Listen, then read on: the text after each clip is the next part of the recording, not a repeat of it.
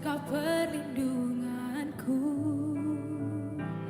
Kau Tuhan, kekuatan dalam hidupku, penolongku dalam kesesakan. Kau gunung batuku dan pertahananku, Yesus, Kau kemenanganku. Mari sama-sama kita ucapkan Mazmur 91. Dalam lindungan Allah. Orang yang duduk dalam lindungan yang maha tinggi dan bermalam dalam naungan yang maha kuasa akan berkata kepada Tuhan, tempat perlindunganku dan kubu pertahananku, Allahku yang kupercayai. Sungguh, dialah yang akan melepaskan engkau dari jerat penangkap burung, dari penyakit sampar yang busuk. Dengan kepaknya ia akan melindungi engkau. Di bawah sayapnya engkau akan berlindung.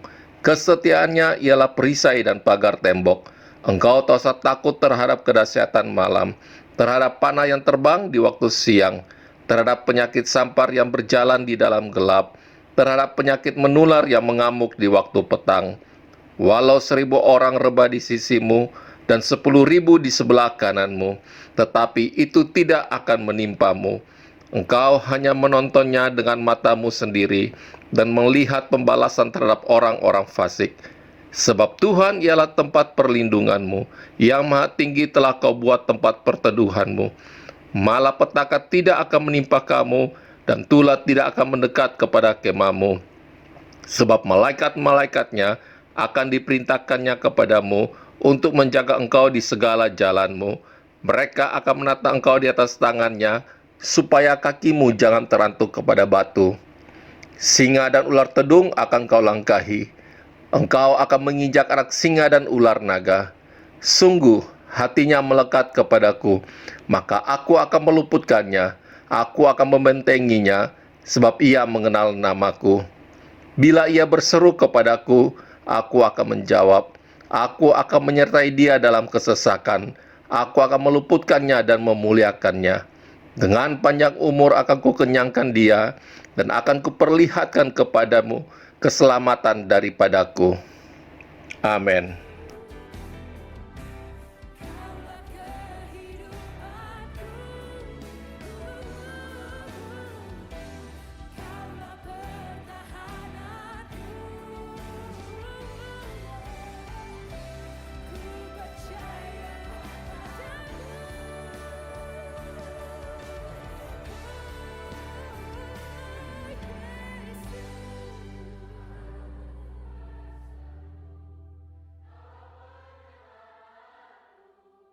Terpujilah Kau Tuhanku.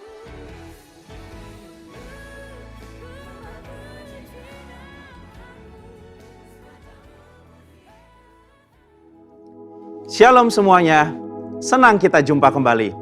Kali ini kita akan bahas tentang nubuat dalam gereja masa kini. Mungkin kita pernah bertanya-tanya, buat apa sih nubuat? Apalagi buat gereja masa kini? Kan sudah ada Alkitab sebagai pegangan firman Tuhan. Lalu seberapa penting nubuat bagi gereja masa kini? Dan dari mana kita bisa mendapatkan nubuat tersebut? Serta bagaimana kita menguji sebuah nubuat? Mari kita bahas. Pada zaman Perjanjian Lama, nubuat disampaikan oleh para nabi yang diangkat Tuhan sendiri. Bentuknya berupa pesan, arahan, maupun peringatan Allah atas umat sehingga mereka bertobat dan hidup dalam kehendak-Nya.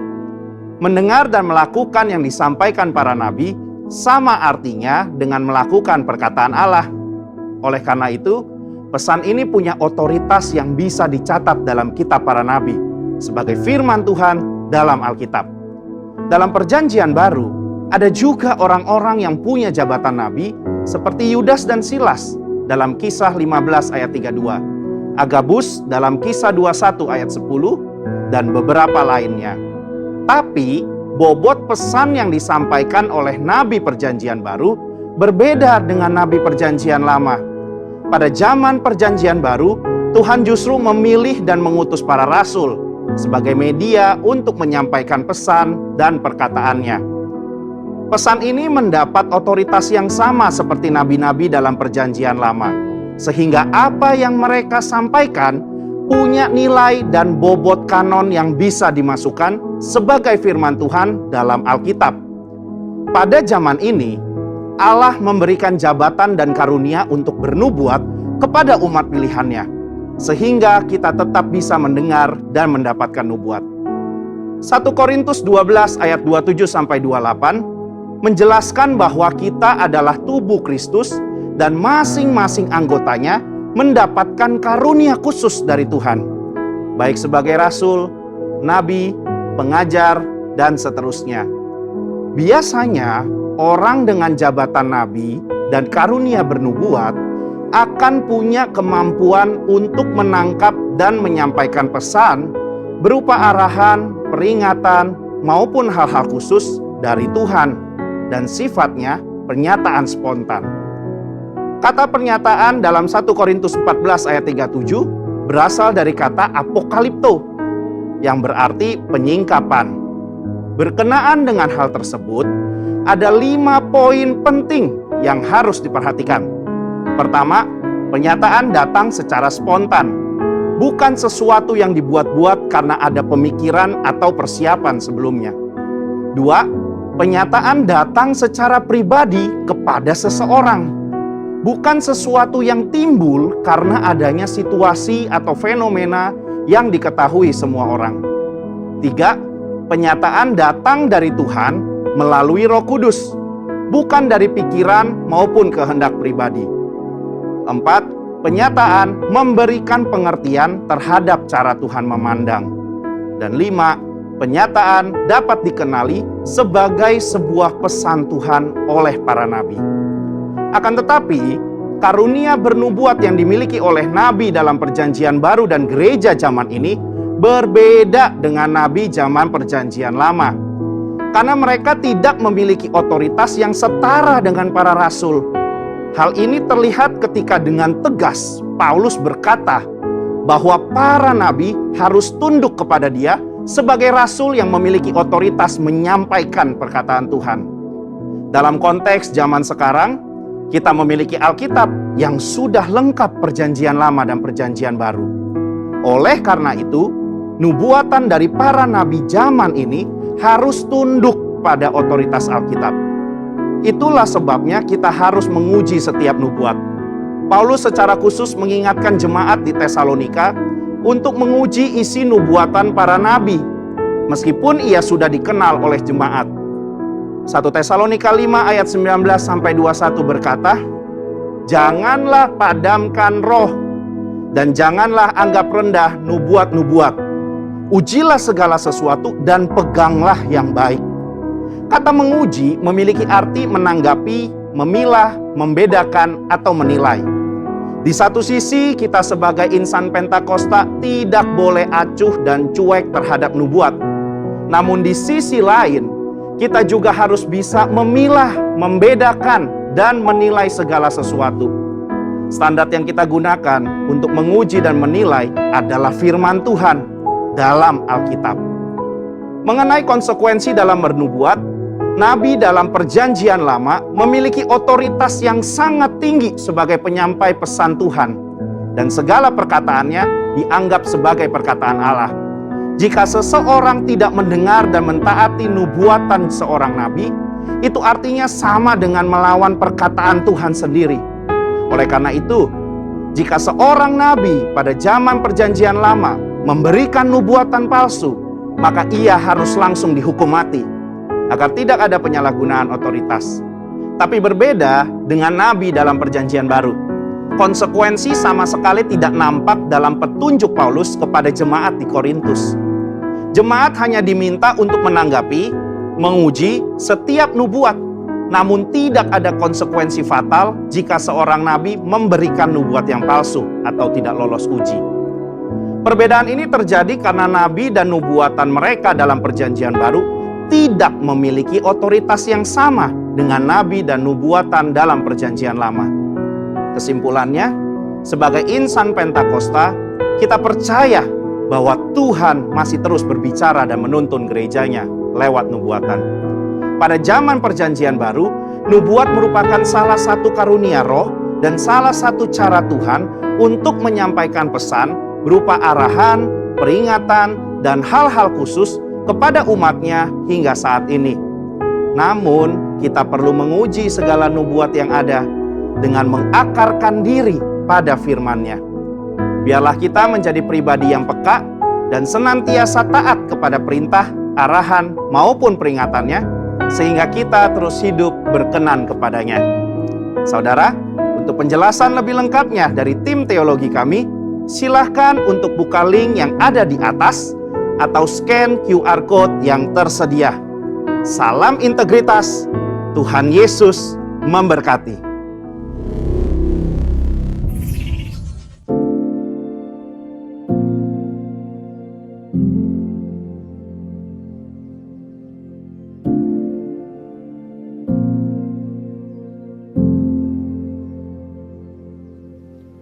Who is like you, Lord, in all the earth? Matchless love and beauty, endless worth. Nothing in this world can satisfy, 'cause Jesus, you're that cup that won't run dry. Your presence is heaven to me.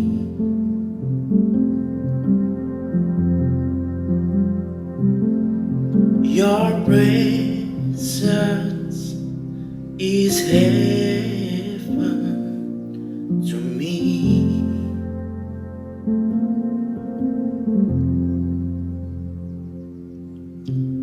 Who is like you, Lord, in all the earth? Matchless love and beauty, endless worth. Nothing in this world can satisfy, 'cause Jesus, you're that cup that won't run dry. Your presence is heaven to me. Sing your presence, God. Your presence is heaven to me.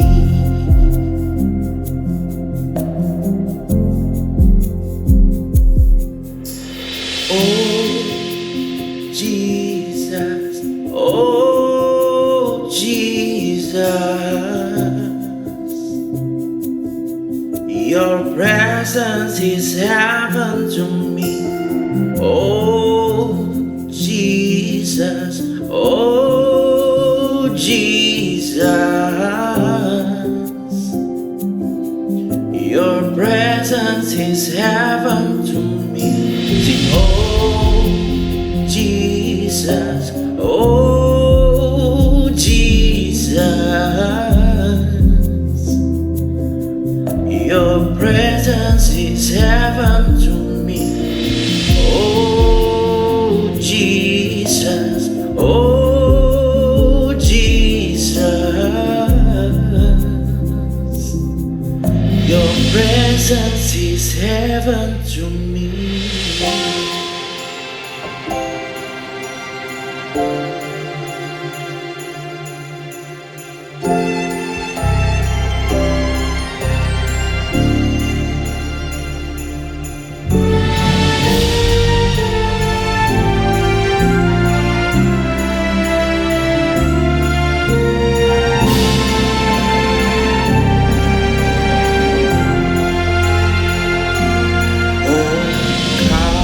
Let us adore Him. Oh, come, let us adore Him. Oh, come, let us adore Him, Christ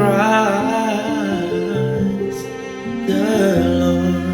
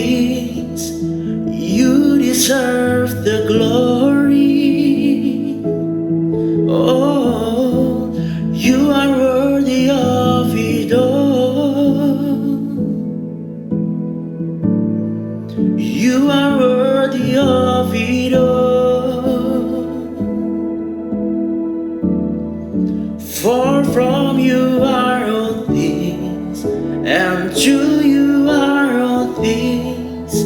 You deserve the glory.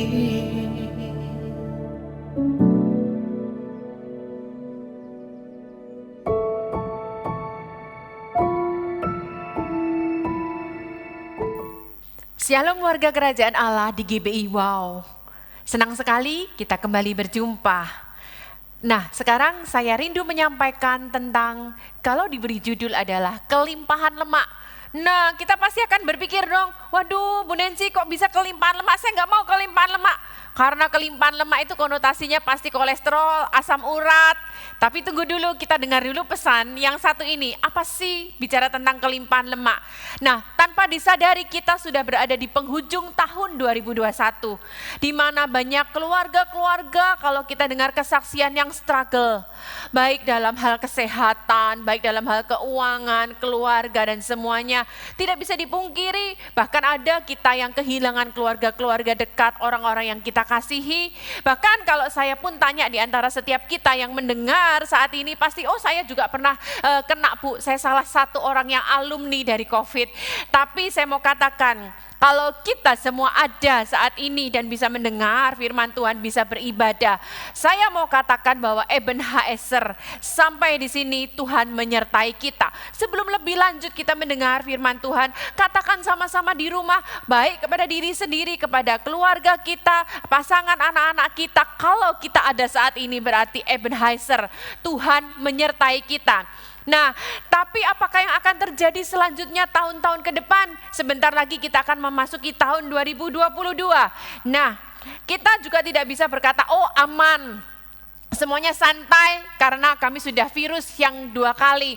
Nah, kita tidak bisa mengandalkan itu semua. Kita tidak tahu apa yang akan terjadi. Bahkan jangan bilang tahun ke depan, hari besok pun kita nggak tahu apa yang terjadi. Bahkan di Eropa kita mendengar saat ini ketika saya rekaman ini bahwa terjadi gelombang keempat COVID. Bahkan beberapa negara demo karena mereka menolak kebijakan pemerintah untuk lockdown lebih lanjut lagi. Nah, apakah yang akan terjadi dengan anak-anak kita, keluarga kita, pelayanan kita, bisnis kita nggak tahu. Kemudian bagaimana dengan selanjutnya? Jangankan tahun 2022, tapi tahun demi tahun selanjutnya. Ini pesan yang saya rindu sampaikan kepada setiap kita. Mari kita menyimak dan jangan sampai kita ketinggalan pesan Tuhan yang satu ini. Firman Tuhan berkata dalam Yesaya 26 ayat yang ke-7. Ini saya dapatkan ketika saya menyiapkan bagaimana untuk hari-hari kita ke depan.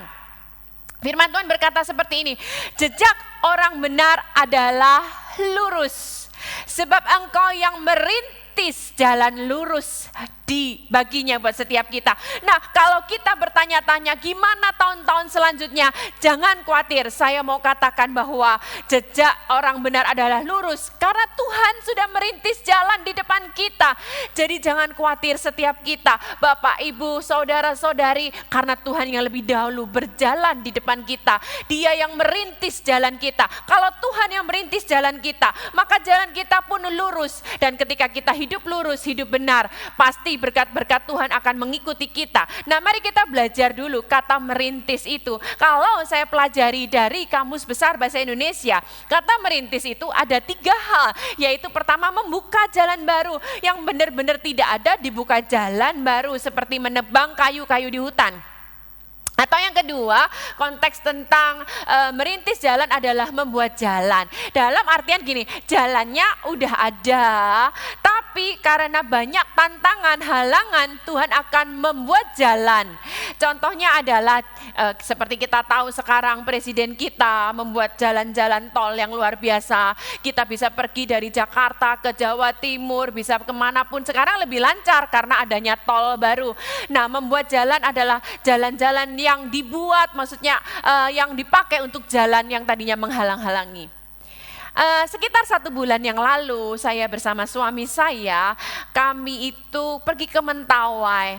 Kami ada mendirikan gereja dan suami saya meresmikan gereja tersebut di suatu pedalaman yang namanya Sioban. Gitu ya, gembala setempat dari Sumatera Barat, Gembala Rayon yang mengajak kami sebelumnya yang merintis jalan ke sana.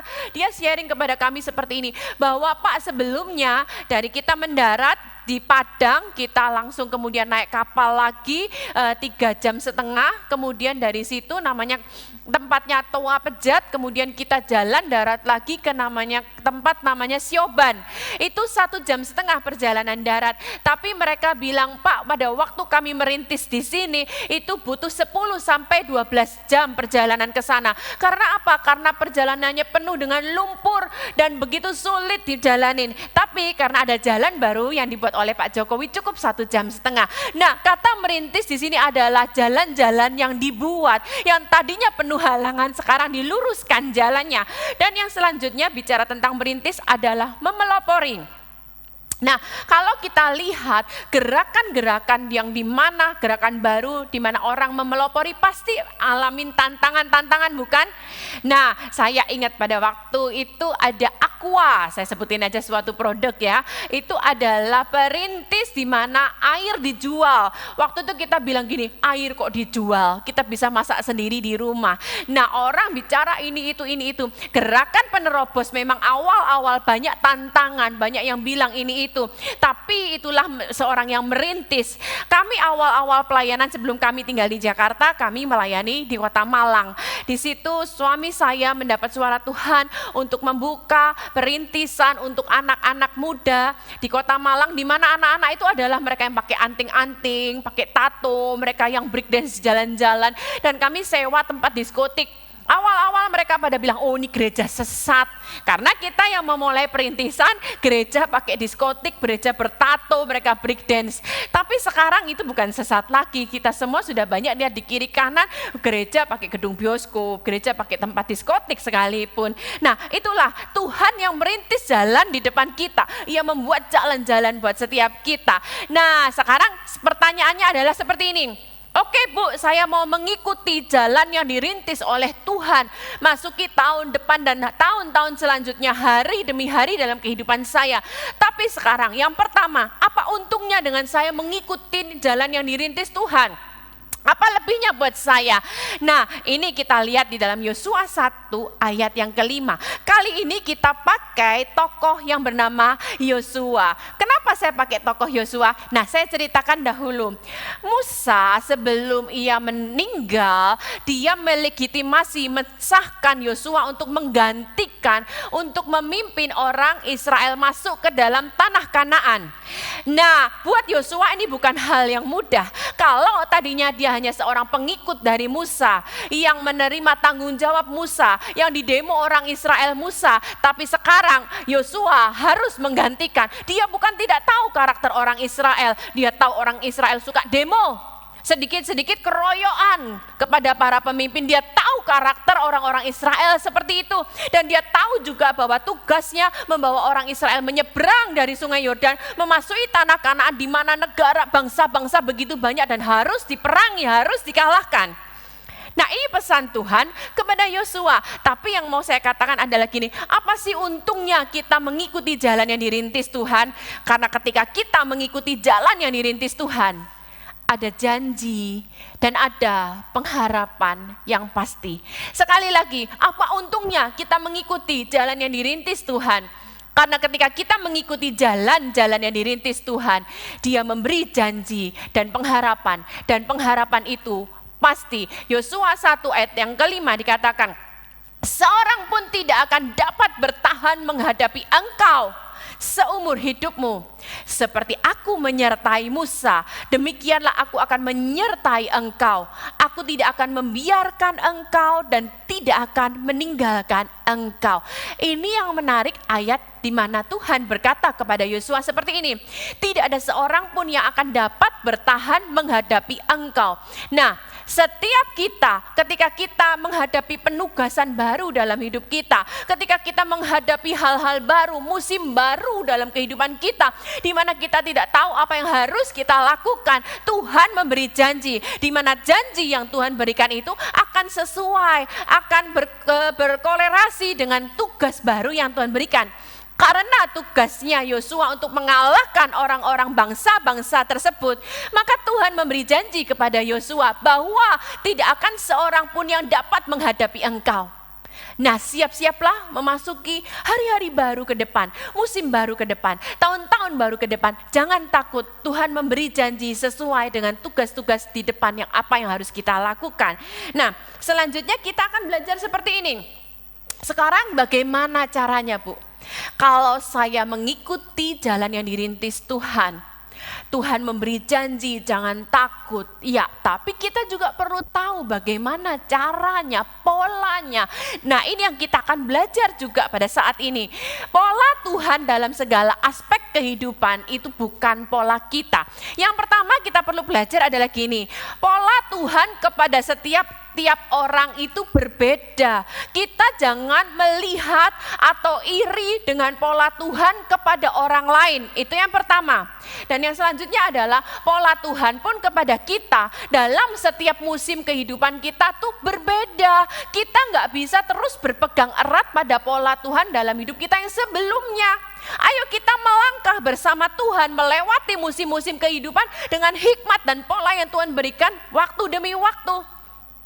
Saya sama suami saya sebelum di Jakarta, kami setelah menikah merintis pelayanan awal-awal itu di Pulau Lombok. Dari yang pertama cuman perintisan 10 orang. Di situ kita melayanin encim-encim. Awal-awal itu ada encim yang sakit. Kemudian dia sama orang pinter di daerah tersebut supaya sembuh dari sakitnya suruh makan kura-kura hidup. Nah, apa yang terjadi setelah kita masuk ke sana, kita mendoakan mereka. Nah, ternyata setelah didoakan encim tersebut sembuh. Nah, encim tersebut yang sembuh ini ceritalah kemana-mana. Dan jadilah dari perintisan kami berkembang dan bertumbuh. Nah, ketika kami meninggalkan Pulau Lombok, ketika kami gantikan untuk merintis di kota lain, di situ kita sudah melihat ada, puji Tuhan, ada sekolah di sana, ada wisma untuk orang-orang miskin, kita ada mes untuk semua full timer, gedung gereja semuanya. Saya sama suami tidak akan bisa membanggakan dulu waktu saya pelayanan di Lombok, Tuhan bekerja seperti ini itu. Kita tidak bisa bangga, berpegang dan berpijak hanya pada pola masa lalu. Kemudian kita ceritakan ke orang-orang dulu karena kita hidup itu progres, harus maju, harus mengikuti pola terus dari Tuhan musim demi musim dalam kehidupan kita. Nah, selanjutnya kita lihat pola kerja Tuhan kepada Musa berbeda juga kepada Yosua. Pada waktu orang Israel tiba di Laut Teberau, kemudian dikejar oleh Firaun dan tentaranya, apa yang terjadi? Tuhan berkata kepada Musa, angkatlah tanganmu. Begitu Musa mengangkat tangannya, apa yang terjadi? Laut Teberau itu terbuka, orang Israel berjalan di tengahnya. Nah, apakah bisa pola itu diikuti oleh Yosua? Tuhan bukan bilang seperti itu kepada Yosua. Berbeda pula polanya kepada Yosua, karena berbeda pula apa yang akan terjadi pada mereka. Perhatikan yang satu ini, kita belajar. Nah, apa yang terjadi pada waktu orang Israel menyeberangi Laut Teberau? Firman Tuhan berkata di dalam Kejadian 14 ayat yang ke-21, dan engkau Musa, angkatlah tongkatmu dan ulurkanlah tanganmu ke atas laut dan belahlah airnya. Kemudian ayat selanjutnya berkata, Tuhan menguakkan air laut dengan perantaraan angin timur yang keras. Saya percaya kalau bahasa menguakkan itu berarti tersingkap seperti ini dengan perantaraan angin timur. Kemudian berjalanlah orang Israel di tengah-tengah. Kenapa dengan pola seperti ini Tuhan berbuat? Karena Tuhan yang merintis jalan di depan orang Israel, dia bakal tahu bahwa Firaun akan mengejar. Dan apakah yang terjadi? Begitu Firaun mengejar, air yang terkuak ini tertimpa kembali kepada mereka. Dan sejarah mencatat Firaun dan semua tentaranya mati semua di Laut Teberau. Jadi dengan cara menguakkan, dengan Tuhan pakai Musa mengangkat tangannya. Tapi beda pula pada waktu ketika Yosua, Tuhan bicara apa kepada Yosua? Yosua, suruhlah imam-imam mengangkat tabut perjanjian. Nah, beda pola pada waktu Yosua taat dan menyuruh imam-imam mengangkat tabut perjanjian. Firman Tuhan berkata, begitu langkah pertama pertama para tua-tua imam-imam menjejakkan kaki di sungai Yordan, apa yang terjadi? Sungai Yordan terbelah. Tapi kali ini beda pola, bukan airnya yang menguap. Firman Tuhan dalam Yosua 3 berkata, air yang turun dari hulu akan berhenti mengalir dan jadi bendungan jauh ke sana. Bukan airnya menguap, tapi jadi bendungan dan jauh ke sana sehingga orang Israel lewatlah. Jadi kita lihat ketika Tuhan menyuruh kita melakukan sesuatu dengan pola Tuhan, Tuhan yang merintis jalan di depan kita, dia tahu apa yang akan terjadi dalam hidup kita. Dia tahu bahwa Firaun akan mengejar, air dikembalikan. Dia tahu Israel pada waktu zaman Yosua akan berjalan, air dibuat jauh ke bendungan. Jadi sekarang kita minta hikmat Tuhan. Apa Tuhan yang kau mau aku lakukan? Karena engkau yang merintis jalan di depanku, engkau yang tahu apa yang akan terjadi dalam kehidupanku. Setiap kita perhatikan, kalau kita mengikuti jalan yang dirintis Tuhan, maka tidak akan ada waktu yang kebetulan, tidak akan ada kejadian yang kebetulan, bahkan tidak ada pertemuan dengan seseorang yang kebetulan. Semua Tuhan sudah tuntun, Tuhan sudah rintis, Tuhan yang berjalan di depan kita, yang menuntun setiap kita. Nah, yang selanjutnya kita belajar, yang pertama adalah pola kerja. Ya, pola kerja Musa dan Yosua berbeda. Yang kedua kita lihat adalah pemeliharaan. Cara Tuhan pelihara pada waktu Musa dan Yosua berbeda. Pada waktu Musa adalah dengan roti mana, tapi pada waktu Yosua apa? Dengan menanam dan mereka makan dari hasil negeri tanah Kanaan. Dari musim ke musim kehidupan kita pun Tuhan memelihara kita dengan cara yang berbeda. Tapi yang pasti janji Tuhan tentang pemeliharaan itu pasti ya dan amin. Tapi dengan pola dan cara Tuhan sendiri. Ada di tempat kami yang berjualan mie. Sebelum pandemi, depot mie-nya laris luar biasa. Tapi apakah yang terjadi setelah pandemi? Pada waktu masa-masa pandemi, dia dapat, oh iya ya, mie ini tidak laku karena PPKM, orang tidak boleh keluar makan, tidak boleh makan di tempat. Apa yang terjadi? Dia dapat hikmat, mie dikemas. Nah sekarang setelah level PPKM menurun, orang boleh belanja lagi, kembali rame lagi depot minyak, tapi dia sudah dapat hikmat pemeliharaan Tuhan dengan cara sampingan yaitu dikemas. Perhatikan, yang tadinya merupakan bencana karena pandemi, tapi sekarang justru dapat penghasilan double. Jual mie di tempat orang datang, bahkan jual mie lewat online. Ayo setiap kita, Tuhan pasti pelihara dengan kita masing-masing dengan cara yang berbeda dari waktu ke waktu. Kemudian kita melihat tuntunan Tuhan. Pada zaman Musa Tuhan menuntun lewat tiang api dan tiang awan. Kemudian zaman itu Tuhan menuntun orang Musa melewati pengalaman sulit di padang gurun. Tapi zaman Yosua Tuhan menuntun lewat apa? Tabut perjanjian. Dan Tuhan menuntun kepada Yosua memberi strategi perang di tanah Kanaan. Hasilnya kita lihat Musa dan Yosua. Pada waktu Musa hasilnya apa? Menuntun orang Israel keluar dari Mesir sampai ke perbatasan tanah Kanaan. Ini bukan yang mudah. Karena sekali lagi orang Mesir suka demo. Orang Israel suka demo. Orang Israel suka keroyokan. Tapi hasil yang berbeda pula pada zaman Yosua. Apa yang terjadi? Yosua masuk tanah Kanaan dan mengalahkan 31 raja. Dan yang terjadi juga adalah pembagian tanah pusaka kepada 12 suku Israel. Perhatikan, hasil dari Tuhan pada setiap musim kehidupan kita selalu bisa berbeda. Jangan diukur patokan sebelumnya harus sekarang. Dan sekali lagi kita juga belajar, hasil itu jangan pakai mindset kita. Oh aku sukses kalau aku kaya, aku terkenal, aku naik pangkat, naik jabatan. Tapi mari kita menyamakan persepsi, hasil itu adalah kalau kita berjalan sesuai tujuan Tuhan dalam hidup kita. Oke, yang selanjutnya kita belajar lagi. Tadi kan kenapa kita harus mengikuti langkah Tuhan? Karena memberi janji, memberi pengharapan. Dan yang kedua, bagaimana kita mengikuti pola Tuhan. Tapi sekarang pertanyaannya, Bu, sekarang itu hidup sehari-hari yang relevan, bagaimana saya tahu tuntunan Tuhan dalam hidup kita? Nah, sekarang masuk kehidupan sehari-hari, tuntunan Tuhan lewat apa? Lewat firman Tuhan dan lewat Roh Kudus dalam kita yang mengingatkan kita akan setiap firman Tuhan. Saya bacakan dalam 2 Timotius 3 ayat yang ke-16.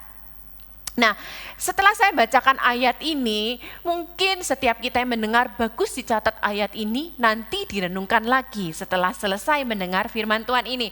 Firman Tuhan berkata seperti ini, segala tulisan yang diilhamkan Allah, yaitu firman Tuhan, bermanfaat untuk mengajar. Loh Bu, kan firman Tuhan itu bicara ayat-ayat, bicara Roh Kudus, bicara yang hal-hal rohani aja. Tapi firman Tuhan berkata justru segala tulisan yang ditulis dari Allah bermanfaat juga untuk mengajar kita.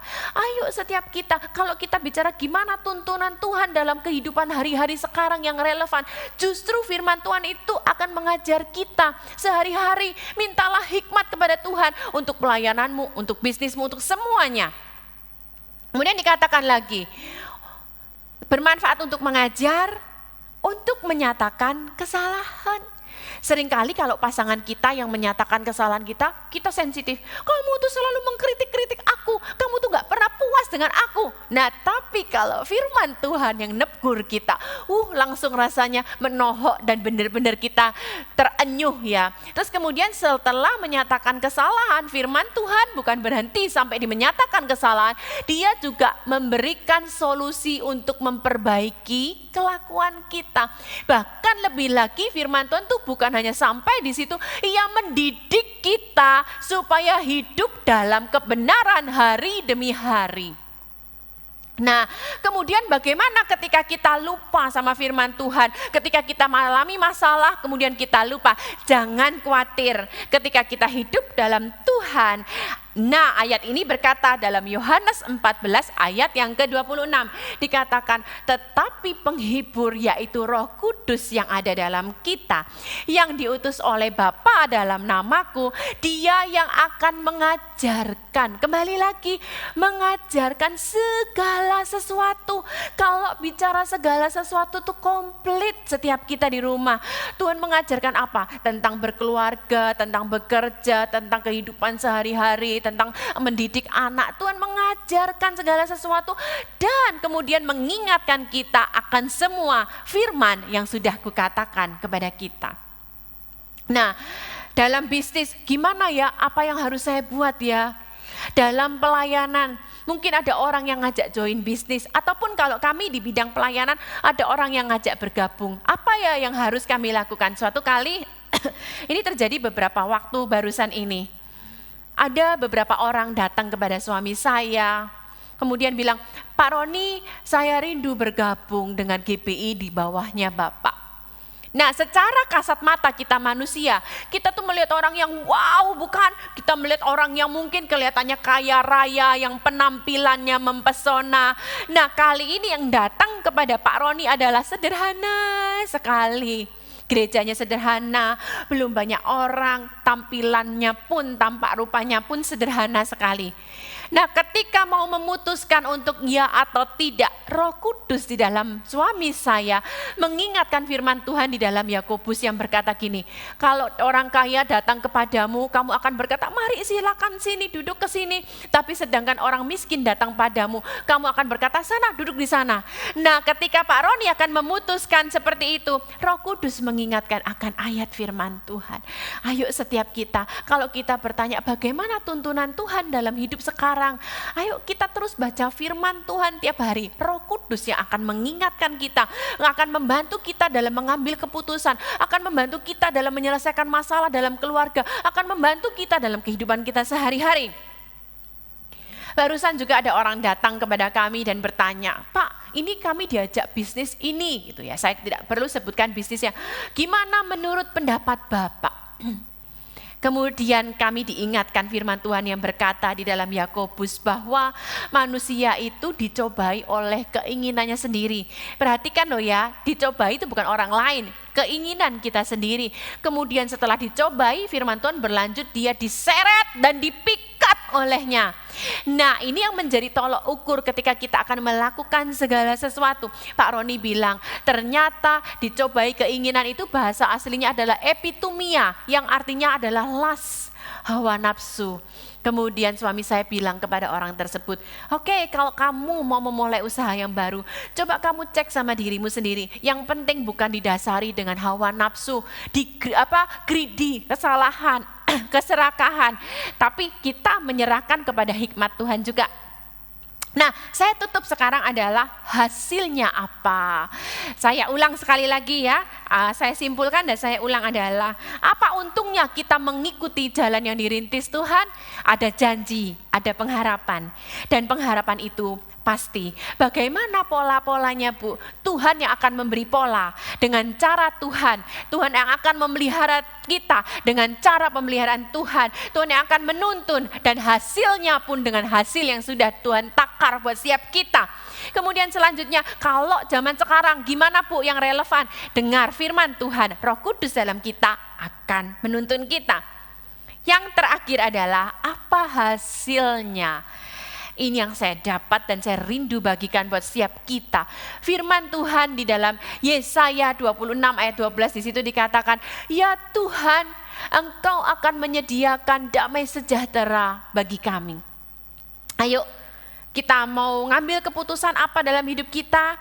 Salah satunya Roh Kudus dalam hidup kita, menuntun kita, dan ketika hati nurani kita yang murni damai sejahtera, bahkan firman Tuhan akan berkata seperti ini, sebab segala sesuatu yang kami kerjakan, Engkaulah yang melakukannya bagi kami. Oke? Kalau Tuhan yang menuntun kita, kemudian kita terus berkorelasi dengan Roh Kudus menuntun kita, ada damai sejahtera. Firman Tuhan Yesaya 26 ayat 12 tadi menjamin, Tuhan yang melakukan bagi kami. Nah, hasilnya adalah saya dapat 3 ayat ini sebagai penutup. Ketika kita memasuki tahun-tahun ke depan, apa yang akan terjadi? Pegang ayat ini. Yang pertama dalam Mazmur 65 ayat yang ke-11. Engkau memahkotai tahun dengan kebaikanmu, jejakmu meninggalkan lemak.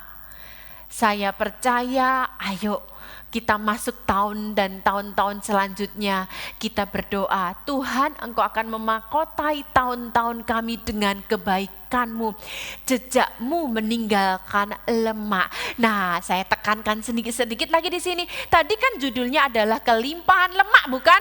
Lemak di sini bukan kolesterol, bukan asam urat, Bapak Ibu. Tapi lemak di sini bahasa aslinya adalah desen dalam bahasa Ibrani, yang artinya fertility, subur, berkat, abundance, sajian yang lesat. Kok bisa lemak, Bu? Gini, dalam perjanjian lama, ketika orang mempersembahkan persembahan-persembahan yang dilakukan oleh imam-imam, baik itu kambing, domba, lembu, apapun juga. Nah, yang dipersembahkan yang buat Tuhan itu adalah bagian yang terbaik. Apakah itu? Lemaknya. Makanya Tuhan bilang, tahun demi tahun kita akan dimahkotai dengan kebaikan, dan ketika kita mengikuti jejak, tadi dikatakan, ayo kita mengikuti jalan yang dirintisnya, karena jalan yang dirintisnya, bahkan jejaknya Tuhan meninggalkan lemak. Lemak itu apa? Bagian yang terbaik yang Tuhan berikan buat setiap kita.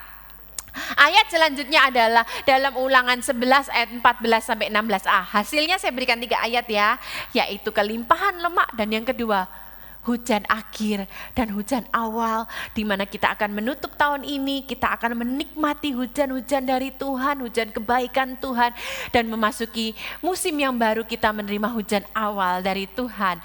Ayatnya berkata seperti ini, maka Ia akan memberikan hujan untuk tanahmu pada masanya, hujan awal dan hujan akhir, sehingga engkau dapat mengumpulkan gandummu. Kata mengumpulkan berarti di sini bukan pas-pasan, tapi ada bagian yang lebih sehingga dapat dikumpulkan. Kita bukan hanya bisa menabung, bahkan kita bisa lebih lagi investasi untuk tahun-tahun ke depan. Dan di situ dikatakan, sehingga engkau dapat mengumpulkan gandummu, anggurmu, dan minyakmu, dan Dia akan memberi rumput di padangmu untuk hewanmu, sehingga engkau dapat makan dan menjadi kenyang. Tapi Tapi ayat selanjutnya dikatakan, hati-hatilah ya, supaya jangan hatimu terbujuk sehingga kamu menyimpang. Ayatnya dalam Ulangan 11 ayat 14 sampai 16a. Dan ayat paling akhir adalah Yosua 21 ayat yang ke-45. Tadi kita pakai belajar dari seorang tokoh Yosua, di mana sebelum memasuki tanah Kanaan, Tuhan bilang jangan takut Yosua. Tidak ada seorang pun yang dapat bertahan melawan engkau. Ayat yang terakhir saya bagikan Yosua 21 ayat 45. Yosua berkata seperti ini.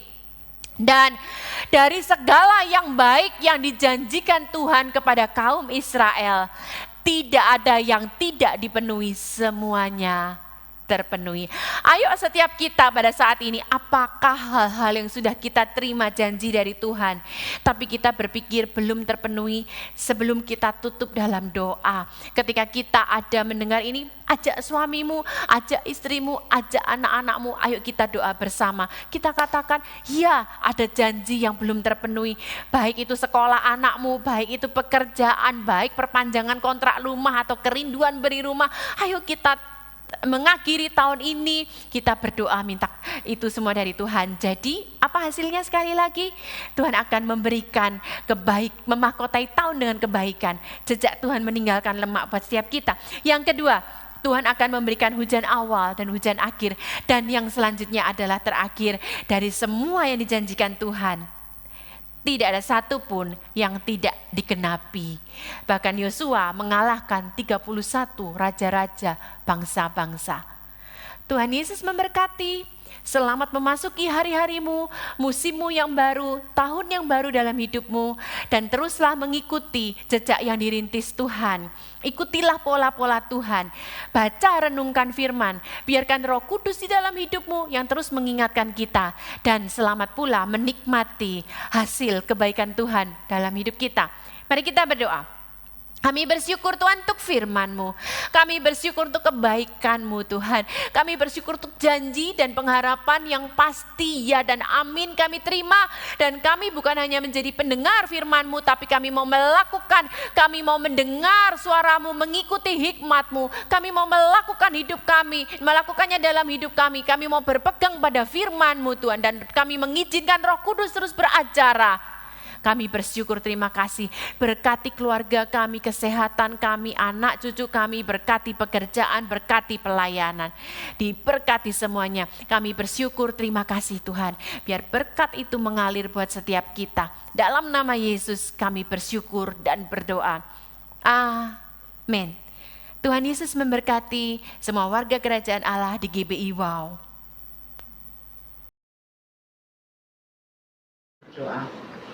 Bapak, kami mengucap syukur kepada Tuhan pagi hari ini di mana kami sudah mengikuti ibadah online Tuhan. Kami bersyukur kepada Tuhan masih diberi kesempatan untuk kami beribadah bersama-sama keluarga kami di rumah. Tuhan, kami bersyukur untuk firman Tuhan yang sudah ditaburkan oleh hamba-Mu Tuhan.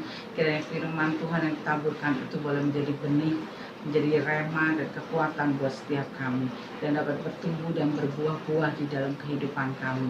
Terima kasih Tuhan. Pagi hari ini kami bersama-sama berdoa sepakat untuk bangsa dan negara kami Tuhan. Kiranya bangsa dan negara kami Tuhan pulihkan, Tuhan sembuhkan, Tuhan diberikan damai sejahtera dan shalom Tuhan di bangsa kami. Terima kasih Tuhan, kami berdoa Tuhan. Kiranya berdoa buat presiden kami, pemimpin-pemimpin bangsa kami Tuhan. Kau memberikan hikmat, akal budi dan pengertian yang lebih lagi kepada mereka. Diberikan kekuatan, diberikan kesehatan yang sempurna yang daripadamu Tuhan, Bapak Presiden dan wakilnya dan para menteri dan jajarannya Tuhan. Untuk bisa memimpin bangsa kami dengan roh takut akan Tuhan. Biar bangsa kami ini Tuhan terjadi damai sejahtera yang tentram sentosa di bangsa kami Tuhan. Terima kasih Bapak, kami berdoa Tuhan buat gereja-gereja di bangsa kami Tuhan. Kiranya gereja-gereja di bangsa kami ini Tuhan masih tetap bisa menyembah Tuhan, masih tetap bisa beribadah bersama-sama Tuhan. Pulihkan bangsa kami Tuhan. Kami tahu Tuhan bangsa kami ada di hati-Mu Tuhan. Kau mengasihi bangsa Indonesia Tuhan. Kami percaya Tuhan setiap roh-roh yang ditaburkan iblis Tuhan itu di stop Tuhan. Setiap virus-virus COVID Tuhan kami bersepakat dihancurkan, di stop Tuhan, tidak ada lagi COVID lagi Tuhan. Engkau yang memulihkan bangsa kami, rumah sakit Tuhan, Tuhan pulihkan, ada kesembuhan yang luar biasa yang daripadamu Tuhan. Engkau Allah Jehovah Rafa Tuhan buat bangsa kami Tuhan. Engkau Allah Jehovah Jireh buat bangsa kami Tuhan. Perekonomian bangsa kami dipulihkan Tuhan. Terima kasih Tuhan. Kami percaya saat kami bersehati, bersepakat, berdoa untuk bangsa kami. Bangsa kami akan terjadi pembalikan keadaan Tuhan. Yang sakit Tuhan sembuhkan Tuhan. Yang terbeban berat Tuhan memberikan kelegaan Tuhan. Hancurkan setiap roh ketakutan dan kekhawatiran di bangsa kami Tuhan. Dibatalkan setiap rancangan iblis atas bangsa kami. Kami berdoa bersepakat Tuhan biar bangsa kami ini Tuhan ada shalom Tuhan, ada kemenangan demi kemenangan yang akan kami raih Tuhan di bangsa kami. Kami menyerahkan semua ke dalam tangan-Mu Tuhan. Kami juga berdoa untuk GBI Wow Tuhan.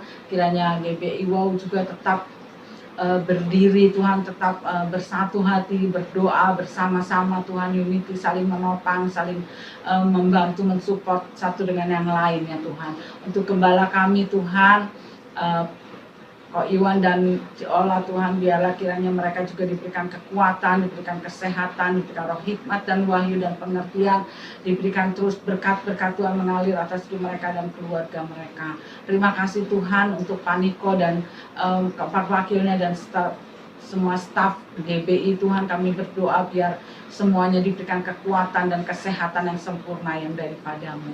Terima kasih Tuhan, kami berdoa syafaat kami pada pagi hari ini hanya di dalam nama Tuhan Yesus Kristus. Kami percaya doa sepakat kami ini Tuhan, Engkau akan meteraikannya di dalam nama Tuhan Yesus.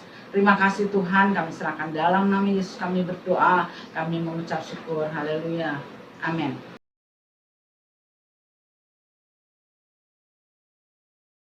Shalom Ibu Bapak terkasih dalam Tuhan Yesus. Sudah selesai kita mendengarkan firman Tuhan yang sudah disampaikan oleh Ibu Nancy yang begitu memberkati kita semuanya. Dan saya percaya bahwa firman itu tidak akan kembali dengan sia-sia dan menjadi rema dalam kehidupan kita. Terima kasih untuk Bu Nancy atas kesediaannya sudah membagi firman untuk GBI Wow. Saya berdoa untuk Bu Nancy, hamba percaya bahwa Tuhan selalu menyertai dalam kehidupan kalian. Di dalam Yesus diberkati. Terima kasih sekali lagi. Tiba saatnya kita akan berpisah. Tapi sebelumnya mari kita tundukkan kepala untuk berdoa. Bapa dalam surga, terima kasih hari ini kami sudah diberkati dengan firman-Mu. Kami percaya Tuhan, firman itu akan tumbuh dalam kehidupan kami dan akan terlaksana dalam kehidupan sehari-hari. Terima kasih khususnya untuk Bu Nancy yang sudah menyampaikan firman ini dan yang Engkau terus menyertai, melindungi, memberkati kehidupannya, juga keluarganya, semuanya di dalam perlindungan yang sempurna. Lalu hamba juga berdoa untuk semua jemaat yang setia selalu mengikuti ibadah ini. Kiranya Engkau terus sertai, tutup bungkus mereka dan kuasa dalam-Mu yang kudus, kesehatan, sukacita, damai, sejahtera, berkat melimpah kehidupan mereka. Terima kasih sekali lagi untuk semuanya teman-teman yang setia dan pelayanan juga hamba serahkan semua ke tangan-Mu. Terima kasih Tuhan Yesus. Tiba saatnya kami akan berpisah dan kami pun rindu untuk menerima berkat yang daripada Engkau. Mari kita arahkan hati dan pikiran kita dan mengangkat kedua tangan kita untuk menerima berkat dari Tuhan. Damai, sejahtera, sukacita dari Allah Bapa, kasih karunia dari anak yang tunggal Tuhan Yesus Kristus, penyertaan yang manis dari Roh Kudus, menyertai kita sekarang sampai selama-lamanya. Yang percaya kita sudah menerima berkat ini, sama-sama katakan amin. Tuhan Yesus memberkati.